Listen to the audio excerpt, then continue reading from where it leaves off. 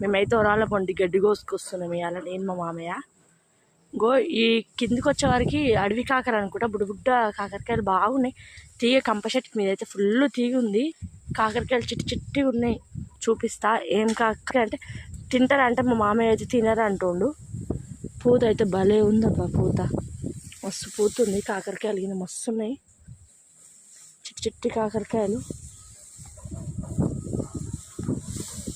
చిన్న ఉంది, పండు మక్కిపోయినాయి కాకరకాయలు.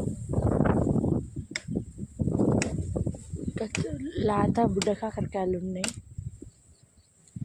పండు మక్కిన కాకరకాయలు ఉన్నాయి. ఎక్కువ శాతం అయితే పండు మక్కిపోయినాయి. కాకరకాయలు తింటారా అంటే